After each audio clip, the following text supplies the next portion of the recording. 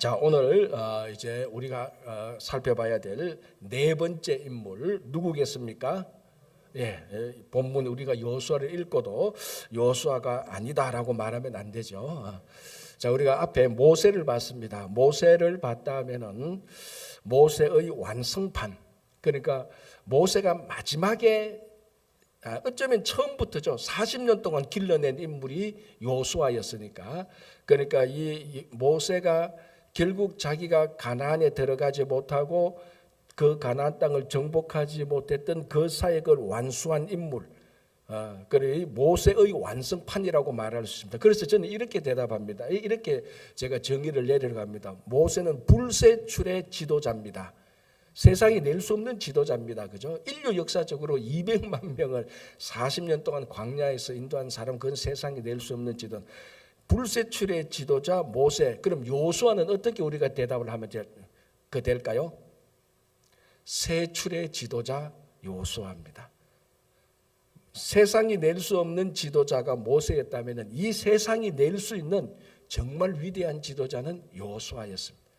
우리가 이렇게 한국 사람들은 인물을 이렇게 하면은 비교하면서 누가 더 우위냐, 1등이냐, 2등이냐 이런 습성이 있는데 우리한테는 이 지금 우리가 아브라함, 요셉, 모세, 여호수아 이렇게 이제 앞으로도 이제 다음 주에 5명의 인물을 더 살펴볼 건데 누가 지도력이 1등이냐, 2등이냐 이런 것보다는 누구에게 어떤 지도력, 어떤 신앙의 성숙한 면을 배워야 되는 이게 더 중요한 겁니다. 우리 여호수아에게 배워야 될 것은 모세가 완성하지 못했던 것을 이 여호수아에게 완성하면서 이 모세의 지도자는 정말 이 세상을 초월한 지도자니까 그러나 여호수아는 이 우리 세상 안에서 우리가 가장 우리 실제적인 삶 속에서 많이 접할 수 있는 그런 리더십을 그 발휘한 사람이 바로 여호수아입니다. 그래서 어떻게 보면은 지도자의 입장에서 보면은 모세처럼 진짜 넘볼 수 없는지만 여호수아는 이 인물 같으면은 우리에게 진짜로 배울 수 있는 우리에게 진짜로 더 친절한 마치 정말 내가 있는 공동체의 리더와 같은 그런 인물의 감이 들거든요. 그래서 우리가 오늘 이제 이 모세를 한번 보려고 합니다. 자, 34장 9절 보겠습니다. 모세가 이제 자기 후임으로 여호수아를 세우는 그 장면입니다. 34장 9절 제가 다시 읽어드릴게요.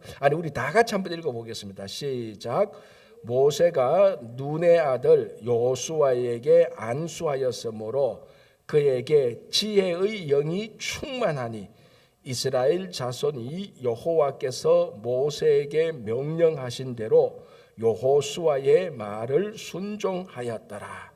자, 모세가 눈의 아들. 자, 여호수아의 아버지가 누굽니까? 눈입니다. 그러니까 이제 발음을 하면 눈이 아니고 눈 약간 장음이 나오거든요. 모세가 눈의 아들 여호수아에게 안수했다. 그런데 뭐가 충만했다고요? 지혜의 영이 충만했습니다. 자, 우리가 여호수아를 쭉 읽어보면은 이런 부분이 잘 안 보여요. 사실 여호수아를 쭉 읽어보면서 여호수아는 일단은 장군입니다. 장군. 40년간 광야에서 모세와 함께 이스라엘 백성들을, 그러니까 원래 여호수아는 모세의 보좌관이었습니다. 그 광야에서 40년간 보면서 수없이 많은 이방 민족들하고 전쟁을 했습니다. 자, 우리가 여호수아에게 우리가 모세 오경을 보면 여호수아가 나타나는데 언제 처음 나타나는 줄 압니까, 여러분? 언제 여호수아가 나타났구나. 언제 나타났죠? 아말렉과의 전쟁할 때. 그때 여호수아는 산에 올라가서 두 손을 들고 기도할 때, 그리고 이제 여호수아는 전쟁터에 가서 그때 여호수아가 나타나는 겁니다. 그래서 여호수아는 원래 출신이 우리말로 하면 학자나 제사장이나 이런 출신이 아니고 장군입니다. 장군. 그래서 40년 동안 전쟁터에서, 그 광야 전쟁터에서 잔뼈가 굵은 사람이 있습니다. 자, 그래서 이 여호수아서를 쭉 읽어보면은 여호수아서도 전부 다 뭡니까? 다 전쟁 이야기 아닙니까? 그죠? 다 전쟁이에요. 그런데 여호수아를 쭉 읽어보면은 지혜가 있다라는 그런 생각이 별로 안 듭니다. 왜냐하면 겉으로 볼 때 전쟁의 모습이 워낙 이 전쟁하는 모습이 워낙 광활하기 때문에, 워낙 강하기 때문에. 그런데 오늘 모세가 후임자로 삼으려고, 요소를 후임자로 삼으려고 그에게 안수했을 때 용기, 덕, 용맹스러움 이런 것이 아니고 지혜의 영이 충만했습니다. 그러니까 요수아를 읽을 때 우리에게 안 드러났던 그 깊은 내면 속에 지혜를 발견할 줄 알아야 되는 겁니다. 자, 보통 이제 지혜 그러면 학자, 이제 이런 사람들 또는 덕스러운 어떤 인물들 이런 사람들에게 생각하지만 아주 특이하게 장군에게, 전쟁을 하는 장군에게 지혜의 영이 임했다는 건데, 사실은요 우리가 동양 사람들 아닙니까? 좀 표현이 이상하지만은 사실 아시아권 사람들이죠. 이 아시아권, 그러니까 옛날 말 고대 건동, 준동, 이 동은 전부 다 아시아니까, 그러니까 우리 아시아 따르면 한국, 중국, 이스라엘 이까지 전부 다 아시아권 아닙니까? 이 아시아권에서 지혜가 크게 작동하는 영역은 두 영역이에요. 하나는 학문의 영역이고 또 하나는 어느 영역인 줄 압니까? 이게 전쟁이에요. 전쟁. 그래서 여러분 삼국지를 보십시오. 결국 삼국지는 누가 이깁니까? 지혜가 있는 자가 이기는 거예요. 결국은 그 유비가 덕이 있었지만 덕 가지고는 전쟁을 못해요. 그래서 누구를 목숨 걸고 데리고 옵니까? 제갈량. 그래서 삼고초려 아닙니까? 그래서 제갈량이 지혜를 보는 겁니다. 이 제갈량 지혜니까 누가 이 삼국지에서 자기가 섬길 주군인가. 그래서 제갈량이 가장 뛰어난 지혜로 보니까 유비에게 가는 거죠. 그래서 이 전국을 아예 3등분 해버리는 거죠. 그 유비가 있을 때, 유비는 사실은요 촌에 있는 관리예요. 그걸 볼 수 있는 눈이 누구에게 있었다고요? 제갈량에게 있었다. 그 사람을 사실은 어떻게 보면은 유비가 제갈량을 선택한 것 같지만 제갈량이 유비를 선택했다는 말도 틀린 거 아니에요. 그 지혜로 보는 겁니다. 자, 그러면 초한지를 볼까요? 초한지에서 항우하고 유방하고 싸우잖아요. 결국 나중에 유방이 이기는데, 유방에 있는 그 가장 뛰어난 대원수가 누굽니까? 한신. 이거 설교를 해야 되는데 자꾸 이거 삼국지 초한지 얘기하면 안 되는데 한신. 이 한신이 결국 뭡니까? 그 바짓가랑이 사이로 들어간 아주 째째한 인물 아닙니까? 그러니까 이 한신이 유방한테 감으로 완전히 항우가 다 무너지죠. 한신이 그 전쟁할 때 그 전략은 사람들이 한신이 전략을 짤 때 전부 다 마치 진짜로 뭡니까? 귀신을 본 듯이 다 무서워했다고 되어 있습니다. 그게 뭐냐? 전부 다 지혜예요. 다 지혜. 제가 왜 지금 삼국지 얘기하고 초한지 얘기하는가 하면 이게 전부 다 전쟁터잖아요. 결국 전쟁을 이기는 건요 칼이 아니에요. 지혜입니다. 지혜. 자, 요수아는 이제 앞으로 삼국지 초한지만큼 넓은 땅은 아니지만 가난하고 전쟁을 해야 돼요. 무엇이 필요합니까? 지혜가 필요하죠. 당연히 지혜가 필요합니다. 그래서 우리가 요수아에게 배워야 될 것은 지혜입니다. 그럼 우리가 삼국지와 초한지와 같은 그런 시대에 사는 사람입니까? 아니죠. 그러나 우리는 예수를 믿는 순간부터 우리는 영적 전쟁터로 들어가는 겁니다. 우리는 예수를 믿는 순간에 여러분들이 선택하셔야 돼. 내가 삼국지를 선택할지, 초한지를 선택해야 될지, 요수아를 선택해야 될지, 뭐를 선택하든지 간에 공통점은 뭡니까? 전쟁터로 들어가야 되는 겁니다. 그 전쟁터로 들어가서는 일단 전쟁터로 딱 들어가면은 해야 될 게 반드시 하나 있습니다. 뭡니까? 무조건 이겨야 됩니다. 일단은 전쟁을 안 하는 게 제일 좋아요. 싸움은 안 하는 게 제일 좋습니다. 그러나 싸움이 시작됐다면은 싸움에는 정당한 싸움, 비겁한 싸움이 없어요. 진 사람이 그건 비겁하게 싸웠다 그렇게 말하는 거지. 전쟁터에 들어가면 무조건 이겨야 됩니다. 아예 싸움을 안 하는 게 최고죠. 자, 요수아는 전쟁을 안 할 수가 없습니다. 그게 자기의 명이니까. 그래서 싸움을 할 수밖에 없습니다. 그건 이겨야 되는 겁니다. 이기기 위해서 뭐가 필요합니까? 지혜가 필요합니다. 여러분, 이게 종교적으로 보면은 대부분의 모든 종교가 지혜를 다 강조하는데 성경은 엄청나게 지혜를 강조합니다. 그래서 성경에 욥기, 시편, 잠언, 전도서, 아가까지 합해서 우리가 지혜서라고 말을 합니다. 지혜서. 이 분량이 어느 정도 되는 줄 압니까, 여러분? 모세오경하고 거의 같아요. 분량이. 모세오경이 몇 페이지 더 많아요. 물론 한국 성경을 지금 말하는 겁니다.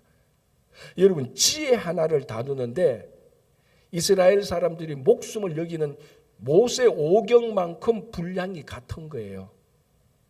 그래서 우리가 구약할 때 구약 그러면 무슨 생각이 딱 떠오릅니까, 여러분? 율법이 떠오르죠, 그죠? 구약 딱 그런데 지혜를 떠오르는 사람은 없어요, 한국 사람들은. 구약 그러면 지혜 떠오르는 사람은 없어요, 한국 사람. 전부 다 율법이 떠올라요. 그런데 그 율법이 떠오를 만큼 모세오경만큼 많은 분량이 지혜습니다. 얼마나 지혜가 중요한지 몰라요. 그래서 우리는 예수를 믿는 순간 여러분은 평생 동안 기도해야 될 기도 내용이 하나 생겨야 되는 겁니다. 하나님, 내게 하나님의 지혜를 주십시오. 세상의 잔머리는 이제 다 가져가시고 내가 이제 예수를 믿게 됐는데 하나님, 세상의 잔머리 돌리는 것은 다 가져가십시오. 하나님의 지혜를 주십시오. 그런데 이게 예수를 믿는데 자꾸 잔머리만 돌려. 그건 요수하고 완전히 딴판이에요. 그 잔머리 돌리다가 죽은 인간이 아간이에요. 그 요수한테 죽는 거예요. 이제 좀 이따 살펴보겠지만. 그래서 예수를 믿게 되면 하늘의 지혜를 달라고 계속해서 기도해야 되는 것입니다. 그래서 이 지혜서 분량이 얼마나 많은가 하면은 호세아로부터 말라기까지 우리가 소선지서라고 말을 합니다. 이 소선지서 분량보다 지혜서 분량이 더 많아요. 얼마나 그 지혜서가 구약에서 지혜를 중요하게 생각하는지 우리가 알 수 없어요. 자, 사도 바울이 지혜를 얼마만큼 중요했을까요? 사도 바울은 예수를 하나님의 지혜라고 말을 했어요. 예수를 하나님의 능력이라 말하고 예수는 하나님의 지혜라고. 그러니까 바울이 예수님을 볼 때 지혜다. 그만큼 지혜를 귀중하게 생각했던 겁니다. 그런데 우리 한국 사람들의 신앙의 특징이 있는데 그 중에 지혜보다는 순수함을 좀 더 중요하게 여기는 것 같아요. 대체로 제가 겪어보면은 신앙의 본질은 우리가 순수해야지. 맞아요. 그거는 참 좋은 거예요. 그런데 이게 순수한 건지 어리석은지 일단 헷갈려요. 그래서 예수님께서 뭐라고 말하면 예수님께서 얼마나 말하니까 비둘기같이 순수하고 뱀같이 지혜로워하라 그랬어요. 물론 이 지혜는 제가 늘 말하지만 잔머리는 절대로 아닙니다. 절대로 세상의 잔머리를 말하는 겁니다. 지혜, 하늘의 지혜. 그것이 충만했던 사람이 요수아고 그제서야 요수아였기 때문에 그 전쟁터로 보내는 겁니다. 가장 성경에서 중요한 전쟁, 가나안 정복 전쟁의 리더가 되는 것이 요수아입니다. 그래서 우리 성도들은 바로 우리가 앞으로 이제 평생 신앙생활하고 평생 영적 전투, 지금도 영적 전투를 하고 있는데 정말 이 지혜를 여러분들이 사모해야 되고 사모하는 만큼 기도해야 됩니다. 이것은 그냥 내가 머리가 좋아서 좋은 대학교 나와서 내가 세상에서 출세했으니까 내가 지혜가 있다. 그런 지혜하고는 완전히 딴 지혜입니다. 안수했을 때 하나님께서 지혜의 영을 주신 것입니다. 그래서 나는 예수 믿었으니까 지혜로운 이제 그런 지혜는 필요 없어라고 말을 하는 건 아닌데 진짜 예수 믿는 순간부터 진짜 지혜가 필요합니다. 그래서 신앙생활 하는 분 가운데 가끔은 진짜 그 지혜하고 상관없이 어리석은 사람들이 볼 때는 참 답답해. 그게 우리 신앙의 본질인데. 그래서 모세가 눈의 아들 요수아에게 안수하여 그에게 지혜의 영이 충만했다. 그래서 우리에게 좋은 신앙의 성숙은 지혜가 있어야 되고 리더는 지혜가 있어야 된다는 것입니다. 자, 이제 요수아에게 또 배워야 될 것은 요수아 1장 1절을 보겠습니다. 우리 1장 1절 제가 읽어드릴게요. 요수아의 종 모세가 죽은 후에 여호와께서 모세의 수종자 눈의 아들 요수아에게 말씀하여 이르시되, 자 2절 내 종 모세가 죽었으니 이제 너는 이 모든 백성과 더불어 일어나 이 요단을 건너 내가 그들 곧 이스라엘 자손에게 주는 그 땅으로 가라. 자, 드디어 이제 여호수아가 모세의 후임자가 되어서 모세의 모든 것을 물려받습니다. 이제 이게 모세가 어리석은 사람인지 지혜로운 사람이 헷갈리는 부분이 이 부분입니다. 무슨 말인가 하면은 세상의 잔머리로 보면은 여호수아는 모세의 후임자가 되면 안 돼. 왜? 불세출의 지도자 후임자는 무엇을 해도 칭찬을 들을 수가 없습니다. 누가 그 모세를 따라가겠습니까? 세상에 내지 못한 그 지도자를, 그 사람을 누가 따라가겠습니까? 여러분, 정치도 역사도 그렇고 목회도 그래요. 우리 목회 그 목회자의 세계 가운데 어느 교회에 누구 후임으로 간다 그랬을 때 그 앞에 목사님이 워낙 뛰어난 인물이었다면요, 그 후임으로 가는 목사는요, 그 어떤 목회를 해도 앞에 선대 목사님의 빛에 가려서 아무것도 못합니다. 결국 자기는 그 후임 목사님의 빛을 좀 가렸다가 물러가고 그 다음 목사가 가야 목회를 할 수 있다는 정설이 있어요. 일대 목사님이 있었습니다. 워낙 뛰어난 목사님이요. 워낙 훌륭하시고 워낙 목회를 잘했대요. 그래서 이제 자기도 가서 그만큼 해보겠다고 하는데 대부분 8 내지 90%는 다 실패합니다. 그 다음 째 가는 목사님이 목회를 잘해요. 왜? 요 목사님은 누구 때문에 목회를 잘해요? 자기 앞에서 실패한 목사 때문에 목회를 잘해요. 성도들이 어떤가 하면요, 이게 다 그래. 앞에 있던 뭐 1대 목사님, 1대라고 말합시다. 1대 목사님이 워낙 뛰어난 인물이에요. 이제 그 다음에 2대 목사님이 갔어요. 뭘 해도 그 교회의 교인들은 1대 목사님하고 비교해요. 선대 목사님은 이럴 때 안 이랬는데. 그걸 20년, 30년 그 일에 제가 아는 목사님이 결국은 어떤 한 목사님은 제가 아는 목사님이 결국 거기서 25년을 목회했는데 자기 앞에 목사님의 그 인격 때문에 인격을 뛰어넘지 못해요. 교회도 더 성장했는데 인격을 뛰어넘지 못해서 결국은 교회에 은퇴 몇 년 놔도 그냥 사임하고 나와버렸어요. 견디다 못했어요. 그런데 제가 알고 있는 그 나온 목사님은 그 인격이면 굉장히 훌륭하신 분이에요.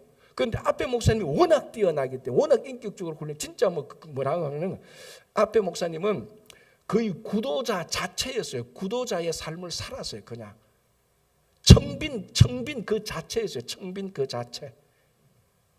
그 이대 목사님은 훌륭하지만 청빈 그 자체는 아니었어요. 왜냐하면 목회를 하다 보면 목회는 활동이잖아요.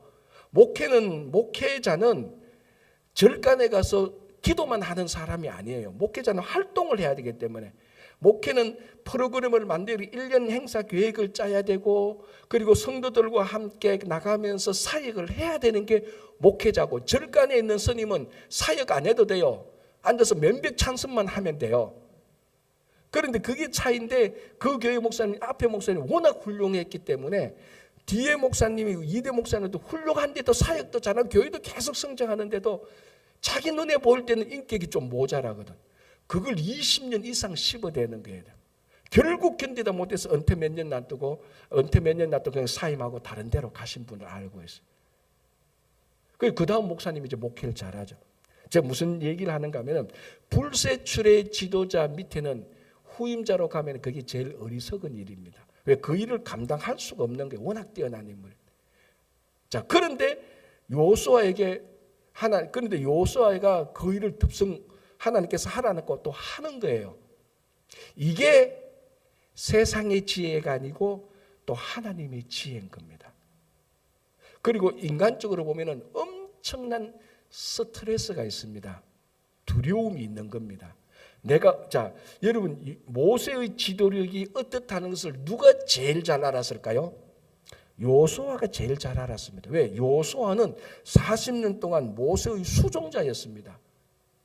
이 여호수아는 모세가 하나님하고 직면했던 사람인 걸 알고 있어요. 우리가 어제 말고 아래에 있지 않습니까? 하나님께서 모세는 꿈으로고 환상으로도 대답 안 했어요. 그냥 직면해서 얘기했던 그 모든 사실을 여호수아가 알고 있기 때문에 다른 사람은 다 한다 그래도 여호수아는 못 한다 그랬을 거예요. 내가 어떻게 모세의 뒤를 이어가? 그 두려움, 그 긴장, 스트레스. 우리가 여호수아에게 진짜 배워야 될 좋은 리더십은요, 좋은 리더가 되기 위해서 또는 좋은 성숙한 신앙이 되기 위해서는 반드시 내게 찾아오는 두려움을 피해서는 안 됩니다. 이게 진짜 중요한 거예요. 여러분, 진짜 더 좋은 미래는 항상 내가 염려하고 걱정하는 두려움 저쪽에 있어요. 그 두려움의 시내를 건너지 않으면 한 번도 이 현실에서 미래로 나가지 못합니다. 초등학교 때부터, 저는 초등학교 때부터 지금까지 내가 원하고 좋은 것은 항상 두려움 over there, 항상 거기 있었지 내 옆에 있었던 것은 아니에요. 그래서 그 두려움을 한번 극복할 때마다 항상 좋은 일을 내가 만나게 된 거예요. 그 두려움의 강이 크고 깊을수록 그 너머에는 더 큰, 더 좋은 것이 있는 거예요. 그래서 두려움을 한 번도 극복하지 못한 사람은 한 번도 현실에서 벗어나지 못한 사람입니다. 우리가 여호수아에게, 자, 여러분 지금 여호수아 1장을 읽었는데 이 여호수아가 얼마나 긴장과 스트레스인 줄 이제 안 보이죠. 저는 제가 이 장소에 있다면은 밥 먹으면 바로 설사날 거예요. 밥도 못 먹을 거예요. 스트레스와 긴장과 두려움 때문에. 두 가지. 첫 번째는 어떻게 모세의 지도자의 자리에 내가 앉겠는가. 첫 번째.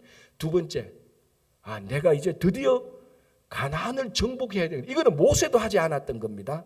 광야에서 싸웠던 사람들하고 가나안에 들어가서 가나안 사람을 정복하는 건 또 다른 문제예요. 이 두 가지 두려움. 그런데 이 두 가지 두려움을 극복하지 않으면 약속의 땅은 주어지지 않습니다. 사람들에게 이 요단강은, 이제 요단강을 건너야 가나안 아닙니까? 그래서 이제 여호수아가 이스라엘 백성들하고 그 여호수아가 명령하여서 제사장들이 언약궤 메고 요단강 건너게 이제 나오지 않습니까?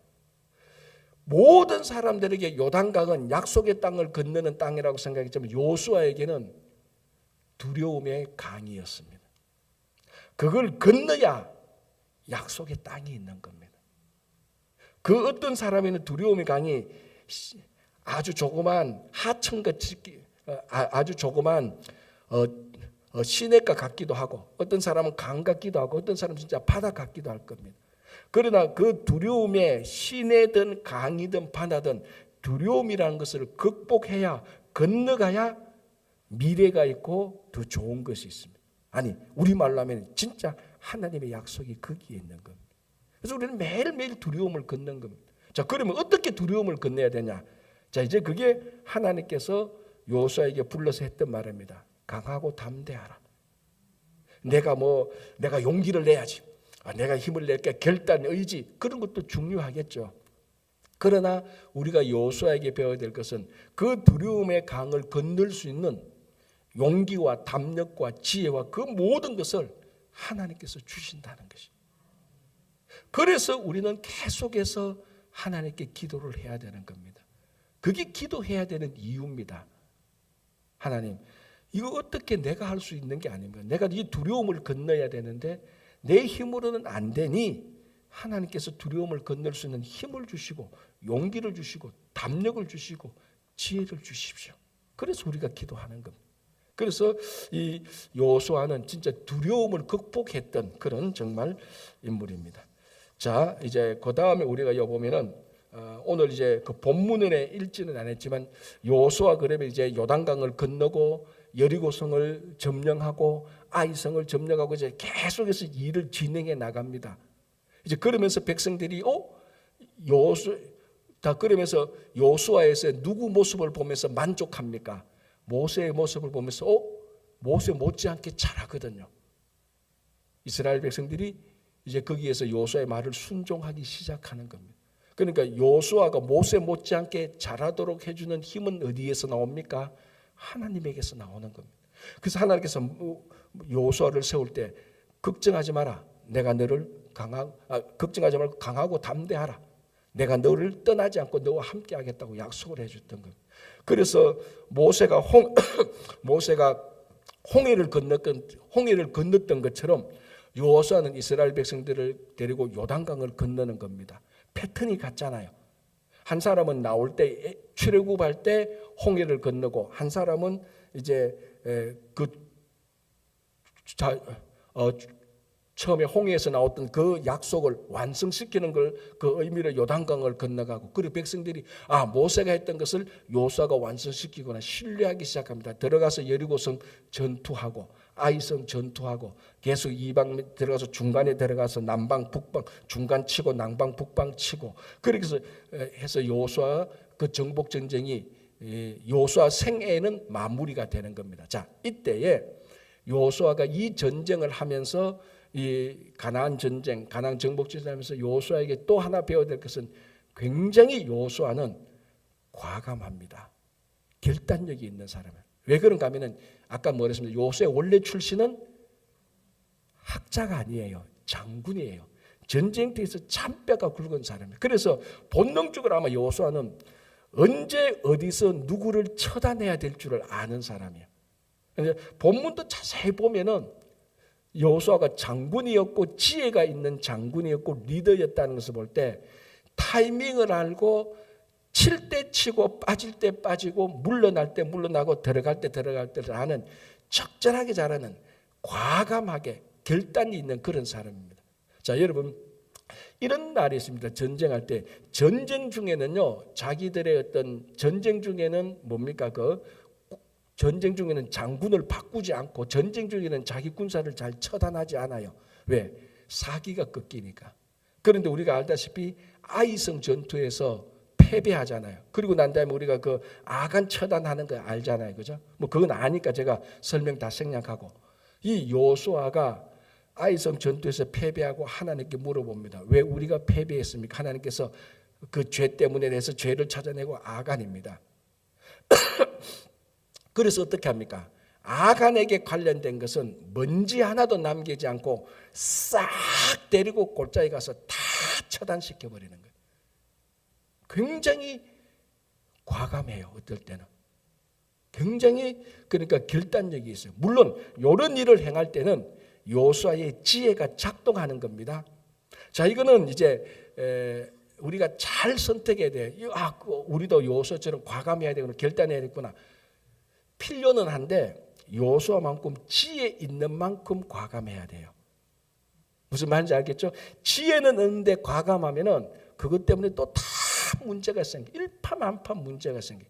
지혜가 있는 만큼 과감해야 됩니다. 이 말은 지혜가 있는 만큼 타이밍을 알고 어떻게 처단해야 되는가 알며 누구를 처단해야 될 줄 알고 왜 처단해야 되는가를 다 아는 겁니다. 그래서 이 여호수아의 모든 리더 신앙의 성숙의 근본은 하나님께서 안수할 때 줬던 지혜에 다 담겨 있는 겁니다. 그래서 아이성 전투에서 짓는 것을 알고 하나님의 뜻이 무엇인지 딱 알고 난 다음에는 지체하지 않습니다. 여러분 그 닭을 죽일 때는요 한 칼에 닭목을 쳐야 되지. 이거 겁나서 덜 쳤다 어떻게 됩니까? 닭 한 마리가요 피를 뿌리면서 온 마당에 피다 뿌려요. 그거 잡으러 간다고요 대감찍 종놈들이 다 뛰어다녀요. 뛰어다니면서 마당은 피바다가 돼요. 마당이. 닭을 잡을 때는 한 칼에 쳐야 돼. 칠 줄 알아야 되는 거예요. 아간을 여호수아가 잡아서 한 칼에 골짜기 가서 다 진멸시켜버려요. 때로는 그 타이밍을 보고 그 대세를 보면서 지혜롭게 판단할 때는 과감해야 되는 겁니다. 그래서 확 잘라버려야 돼요. 그러니까 이건 매일매일 확 잘라면요 사람들이 저 사람은 매일 자르는구나 겁도 안 내요. 근데 진짜 조용하다가 한번 확 잘라내면요 이것 자르는 것은 대의명분이 분명하다는 것을 알게 되는 거예요. 그래서 매일 과감하면요 저 사람은 매일 저거 하니까 과감한 행동을 해도 거기에 대한 중요성을 알지를 못합니다. 근데 평소에는 안 하다가 진짜 중요한 타이밍일 때 한번 확 잘라버리면은 사람들이 왜 잘랐는가 이유를 들고 거기에 대해서 다 납득을 해요. 아간과 그 사람을 다 죽였는데 반대하는 사람이 있습니까? 한 명 명도 없어요. 한 명도 없어요. 아마 어떤 사람에서 이렇게 말했습니다. 아간하고 아는 친구들 뭐 좀 이렇게 했을 겁니다. 아간만 죽이면 되지. 그 자녀들은 왜 죽이느냐고 분명히 컴플레인 들어왔을 거예요. 물론 아간 때문에 우리가 아이성 전투에서 패배했을 수 있겠지만은 그 아간 여호수아가 아간과 그 자녀들 아들, 딸, 짐승, 가축까지도 다 죽였잖아요. 그럼 분명히 말합니다. 그 자녀들은 살려줄 수 있지 않겠냐. 그 자녀가 무슨 죄가 있냐. 맞잖아요. 그 누가 내한테 왔으면 나도 아마 그 자녀들은 좀 살려줬을 거예요. 그런데 한 명도 자녀들 죽인 데 대해서 얘기합니다. 왜? 여호수아는 가만히 있다가 딱 잡아서 그대로 치니까 사람들이 왜 죽였지? 그 명분이 있거든요. 이 아간의 죄 때문에 죄에 물든 모든 사람들은 우리가 처단해야 된다. 그래서 이후에 후유증이 없습니다. 원래 과감하고 결단력 있는 행동에 문제가 뭔가 하면 잘못 행하면 후유증이 굉장히 커요. 그로 인하여서 공동체가 힘들 때가 있어요. 그러나 후유증이 없도록 과감하게 한 칼에 치는 게 이게 여호수아. 왜? 장군이었으니까. 더 중요한 것은 지혜가 있었으니까 그런 거예요. 그렇죠? 자, 그리고 이제 우리가 여호수아 그러면은 또 장군 이렇게 말하는데 여호수아와 갈렙은 12명의 정탐꾼 가운데 가나안 땅이 하나님께서 주신 약속의 땅을 믿고 갔던 사람들입니다. 그 가나안 정탐에 갈렙과 함께 여호수아는 하나님의 약속을 믿고 가나안에 들어가자고 긍정적인 보고를 했던 겁니다. 자, 여기서 이제 우리가 여호수아에게 배워야 될 우리의 실제적인 리더십 하나. 세상의 모든 리더는 전부 다 긍정적이고 가능성을 품고 있는 사람입니다. 100% 진리예요. 어떤 리더도 투덜대는 리더는 한 명도 없어요. 어떤 리더도 비관적인 사람은 한 명도 없어요. 그건 세상의 리더하고 똑같아요. 가정의 리더도 똑같아요. 가정의 가장이 늘 투덜대고 늘 비관적인 그 가정은 절대로 잘 되는 일이 없어요. 교회 공동체는 당연하고요. 국가 공동체, 사회 공동체도 당연합니다. 왜 여호수아가 진짜 모세의 뒤를 이을 수 있는 좋은 리더인가 하면은 이미 가나안 정탐 때에 결정 난 거예요. 둘 중에 한 명이에요. 여호수아 아니면 갈렙이에요. 이미 둘 중에 한 명으로 딱 정해졌어요. 그때부터 그러니까 여호수아가 모세가 죽고 난 다음에 리더가 될 때는 모세 나이 120살 때예요. 그죠? 그런데 가나안 정탐은 이미 요 일이 일어나기 전에 38년 전입니다. 정확히 말하면은 이미 38년 전에 리더는 두 사람으로 딱 압축대가 있었어요. 누구? 여호수아와 갈렙으로 이미 압축대가 있었어요. 왜 갈렙이 아니고 여호수아가 있느냐? 그건 아직 우리가 그건 살펴볼 거예요. 이미 두 사람을 압축됐는데 그 압축된 게 뭡니까? 하나님의 약속을 믿고 가나안에 가서 긍정적인 마인드로 가능성을 본 겁니다. 그 사람을 리더로 세워야지 누구를 리더로 세워야 되겠습니까? 리더가 늘 투덜거려. 리더가 늘 못해 먹겠다 그려. 리더가 늘 되겠나? 참모들은 합시다. 우리 하자는 사람 데리고 합시다 하면 되면 리더가 1부터 100까지를 다 따졌는데 98번이 걸려. 야, 이것 때문에 안 돼. 되는 일 하나도 없죠. 리더는 1부터 100까지 쭉 잡고 한 3가지가 되겠다. 하자. 야, 하자. 그래 하면은 참모들이 97개가 안 되는데 3가지 되겠습니까? 그래? 좀 더 있어야 돼. 그럼 좀 더 따져보자. 쭉 또 따져봅니다. 3개가 아니고 30개나 되네. 그래도 어떻게 됩니까? 그래? 그럼 또 좀 더 따져보자. 긍정적으로 충분히 80개나 나오네. 하자. 그러면 다른 사람은 그럼 하는 거예요. 그게 리더가 그 공동체에서 다이나믹하게 만들어주고 끌고 가는 힘이 거기서 나오는 거예요. 여호수아가 바로 그런 사람. 긍정적인 마인드. 물론 여호수아의 긍정적인 마인드는 자기 개발서에서 나오는 그런 긍정적인 마인드하고는 근본적으로 다른 거예요. 하나님의 약속이에요. 왜? 가나안 땅은 하나님께서 약속으로 이미 준 거였어요. 제가 늘 얘기하죠. 그때 우리 볼 때도 살펴봤잖아요. 우리가 집 보러 가는데 이 집을 살까 말까 그거 보러 가는 게 아니라니까. 이미 집은 샀어요. 사놓고 야 우리가 집 사놓고 이 집을 이래 바꿀까 저래 바꿀까 그거 보러 들어가는 게 가나안 정탐이었어요. 정탐. 그런데 10명의 지도자는 그걸 모르고 이거 하나님께서 중간에 그거 싹 다 잊어버린 거예요. 그래서 그 집을 볼 때 여러분 보십시오. 그 집을 볼 때 여호수아와 갈렙은 그거 하나님께서 준 거니까 전부 다 좋게 보이는 거예요. 그래서 거인이 크면 클수록 자기들이 밥이 더 많아지는 거예요. 그리고 저거 우리들의 밥이라고 말한 사람이 여호수아와 갈렙이었어요. 10명의 정탐꾼은 우리가 메뚜기 같다고 말했어요. 왜 똑같은 걸 보고 왔는데 왜 10명은 자기들을 그렇게 비하시키고 메뚜기라고 말하고 왜 그 어마어마한 사실은 안악 자손들 거인입니다. 그 사람을 보고 야 우리 밥 되게 많네. 되게 밥 하나가 크네. 만두를 했는데 만두 안에 속이 꽉 찼더라. 그렇게 말한 사람이 여호수아. 왜? 이미 그건 하나님께서 주신 약속을 믿었기 때문에 모든 게 다 좋게 보여요. 여러분 할머니들한테요. 할머니 할아버지는 자기 손자 손녀는요. 괴물같이 생겨도 다 이뻐 보여요. 지금 솔직히 고백하는데 어떤 손자들 보면 사람이 어떻게 저렇게 낳고 저렇게 좋아할 수가 있나 싶은 생각이 옆에서 좀 측은한 감이 드는데 할머니 할아버지들한테는요. 자기 손자 자기 손녀이기 때문에요. 어떻게 생겨도 다 이쁜 거예요. 그 마음이 중요한 거예요. 그 마음을 가진 사람이 그 손자 손녀를 키우는 거예요. 그렇잖아요. 제가 눈에 보면 다 이쁜데 키우는 거예요. 가나안 땅이 하나님이 주신 땅이라고 확실히 믿고 있는 사람이 가나안에 들어가야지. 누가 들어가겠어요? 그 땅을 데리고 들어가는 사람이 여호수아야지 누구여야 되겠습니까? 그게 긍정적인 마인드와 가능성이. 여러분 가능성이랑요 똑같은 땅을 봐도요 긍정적인 가능성이 보고 있는 사람은 거기서 뭔가 할 수 있는 일을 찾아내요.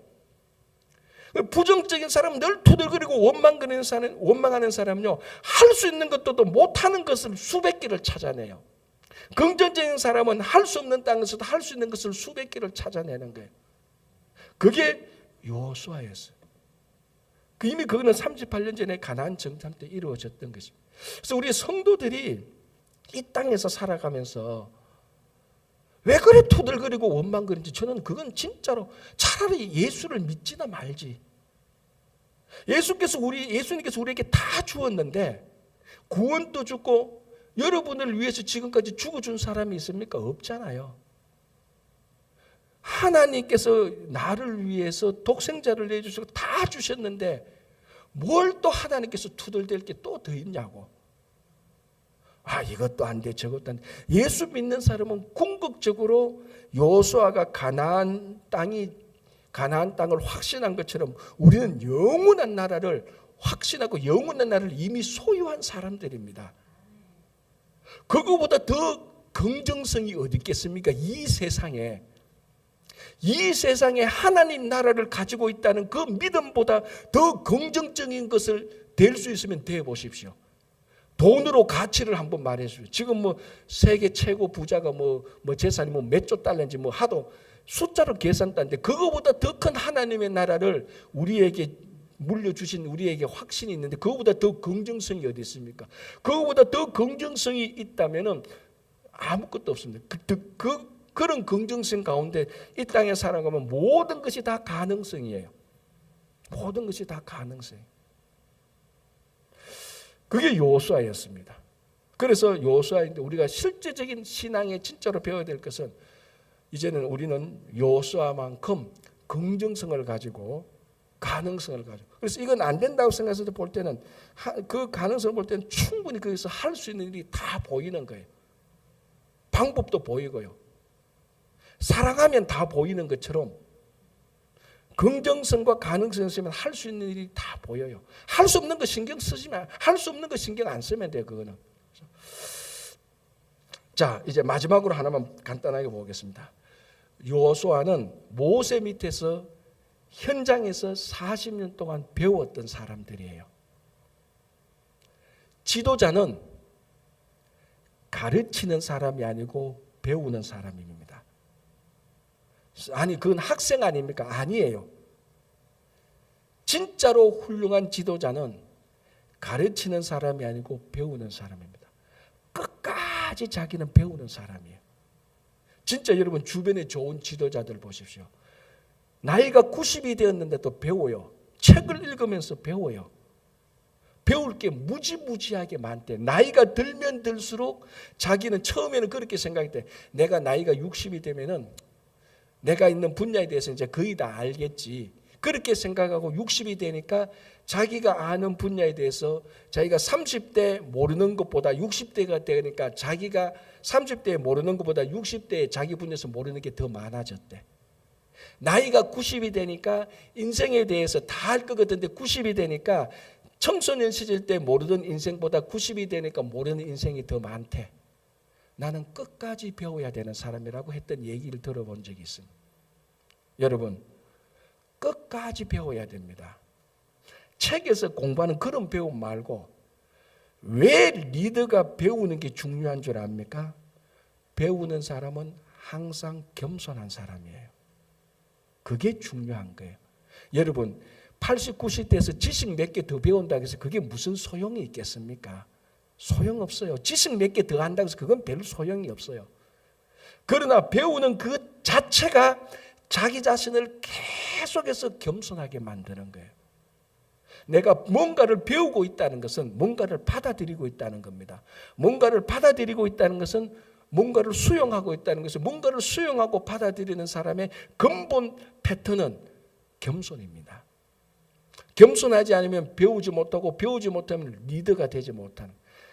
그 여호수아는 끝까지 계속해서 모세 밑에서 현장에서 40년 동안 배우고 여러분 그래서 여호수아가 모세의 후계자가 되겠다고 나선 거 아니에요. 하나님께서 여호수아를 불러서 모세를 시켜서 안수해서 여호수아를 불러낸 거예요. 패턴이 뭐하고 똑같습니까? 하나님께서 모세를 불러낸 것처럼 여호수아도 불러낸 거예요. 신앙의 지도자는 지가 좋다고 해서 나서는 게 아닌 게 하나님의 콜링이에요.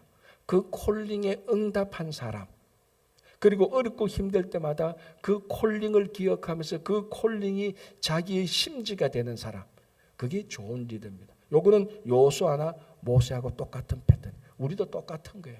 그래서 오늘 우리가 이 여호수아를 보면서 우리가 다시 한번 끝까지 우리가 그 가능성, 긍정적인 사람, 하나님의 약속을 믿는 그 믿음에서 그리고 계속해서 우리가 그 지혜로운 사람이 되기를 간절히 바라며 올 한 해가 새롭게 되었는데도 혹시 두려움이 있습니까? 이 두려움을 극복해야 정말로 우리가 현실에서 더 좋은 미래를 나갈 수 있습니다. 그래서 기도가 필요한 겁니다. 오늘 여러분 기도하시고 우리에게 꼭 필요한 우리가 리더가 되고 그리고 신앙의 성숙자가 되기를 간절히 바랍니다. 기도하겠습니다. 하나님, 새해가 밝았습니다. 그러나 날씨도 춥고 아직 코로나 팬데믹도 끝나지 않았고 우리가 작년에 기도했던 일이 마무리되지 않았던 일들이 여전히 남아 있습니다. 그러나 우리가 염려하지 말고 두려움에 빠지지 말고 우리 하나님께서 주신 강하고 담대함으로 우리 앞에 놓인 두려움의 이 강과 바다를 넘어설 수 있도록 도와주시고 인도하여 주시옵소서. 주님, 세상의 잔머리가 아닌 하나님의 지혜를 저희들에게 매일매일 허락하여 주시기를 간절히 바라옵고 원하옵나이다. 죽을 때까지 배울 수 있도록 겸손한 사람이 될 수 있도록 인도하여 주시옵소서. 주님, 하나님께서 영원한 나라를 우리에게 주셨는데 이보다 더 긍정성이 어디 있겠습니까? 우리 삶 속에 원망과 투덜댐과 비난과 비평 대신에 긍정적인 것으로 할 수 있는 것을 찾아 발견할 수 있는 지혜의 성숙한 성도들이 될 수 있도록 도와주시옵소서. 우리의 건강을 지켜주시고 가정을 붙들어 주시고 우리 자녀들 미래를 주님께서 인도하여 주시고 우리 가운데 또 김영환 장로님, 이창건 집사님 이하 육신이 연약하신 분들이 있습니다. 주님께서 끝까지 함께하여 주시고 모든 연약함 가운데 있는 사람들을 주님께서 치유하여 주시고 회복시켜 주시옵소서. 예수님 이름으로 기도합니다. 아멘.